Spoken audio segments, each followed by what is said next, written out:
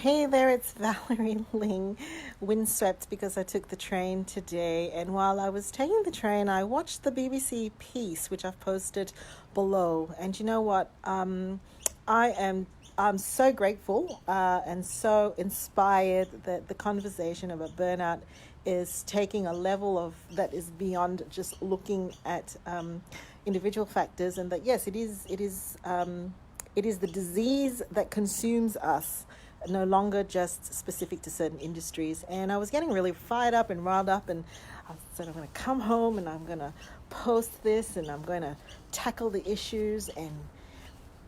But then I decided, you know what? I'm just going to do a compassionate piece today, because most of the time you will hear my passion about preventing burnout. But I'm just going to do a compassionate piece. Fundamental, I ask myself the question, what is the common denominator? Why is this spreading so fast into areas that, it's just becoming so widespread? And I think fundamental to what I think happens, if you just think about it, starting from the person at the personal level, is, a kind of a sense that who we are is linked to what we do.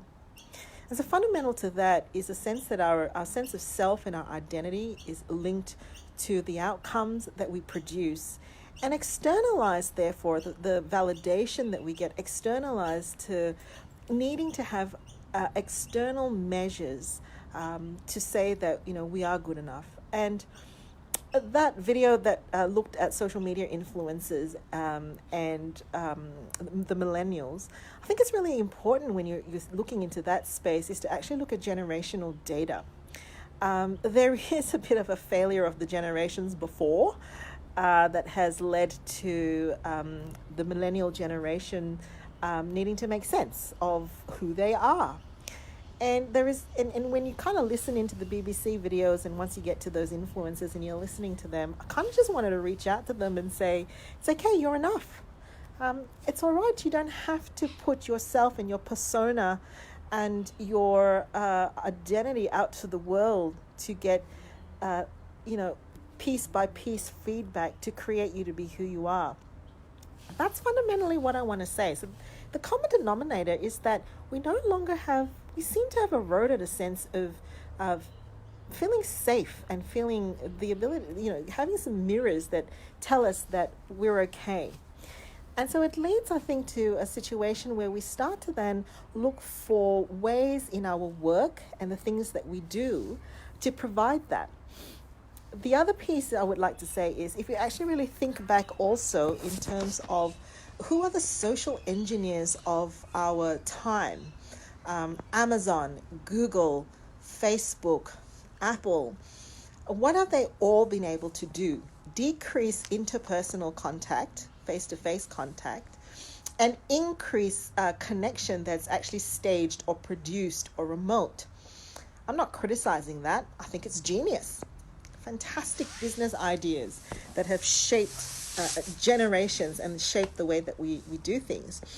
We want to, though, put a pause button and see what that social engineering has resulted in.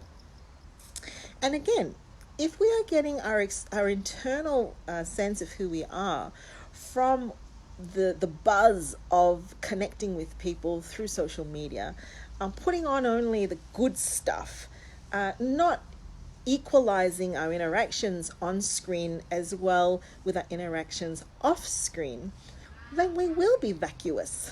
We will crumble, and we will feel a sense that we are not, we're not okay. We're not enough. The other common denominator that I think is really important to be aware of is that economic stresses and the kind of responsibilities that people now feel with an aging population, with certainly where I come from, the cost of living rising, and the exposure that we have to tragedy and disasters and the world not being right is also incredibly overwhelming. And sometimes we can get lost in that space of helplessness and feeling quite vulnerable. What do we actually do? And when we're highly connected and getting all of this information bombarded at us, that also makes us really, really switched on and helpless. I had another thought about that. Something to do with movements and needing to feel like we've got to fix stuff. Well, then this is what I want to say, okay? This is where fire in the belly comes now. I think that organizations cannot walk away from the responsibility of actually seeing how they manufacture work, how they manufacture team, and how they measure outcomes. So if I expect a particular outcome, I need to reverse engineer that in a way to see what does that mean in terms of what is humanly possible. What is actually being taken out of workplace culture and productivity and connection and community and values and trust and respect and transparencies.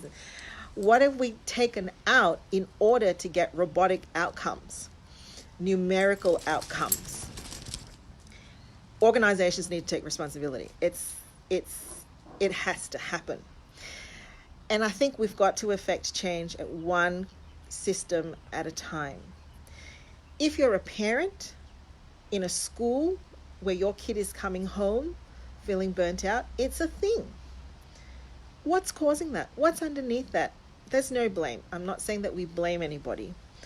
I'm saying that we need to look at our home systems. We also need to look at the school system. Is there something that needs to be said?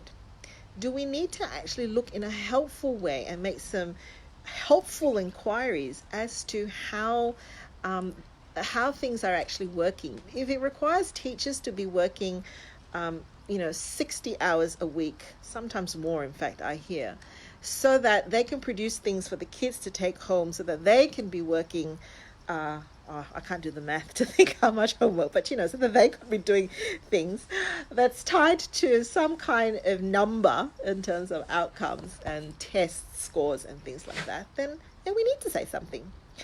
We don't need to feel helpless that what's the point? One voice isn't going to make a difference. But you know what? For your kid, for your family, that one voice is an empowered voice. Then you problem solve at home. You figure out what are the values and the expectations that you think is good enough for your family and for your child. If you're part of a work environment that is not a healthy, not a helpful one, I'd like to add to the conversation about organizations that when you actually look at Maslach's burnout work, yes, it is correct. You don't just look at workload, you look at work type and meaning, but you also need to look at things like fairness, the ethos of the organization, the connection in the community within it, the rewards, the transparency, and you also need to look at the way that work is done, right? So if you're a worker in that space, yeah, you can feel helpless about it. You can also feel empowered to say something.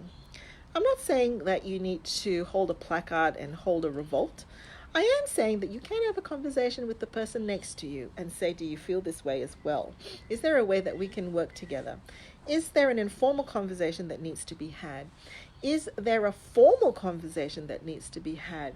What is the one thing that we can change that will actually help ease the burden and increase our sense that what we're doing isn't just about being buried in quicksand? So I do think organizations have got a role to play. I do think that taking a step in the direction not just of problem solving, workload, or work type, it is also about being invested in the quality of life of your workers. It is also about being invested in the message of, we do it best when we do it together as a team. So that's basically what I wanted to say today on this Thursday afternoon. Some thoughts about burnout. Would love to hear yours.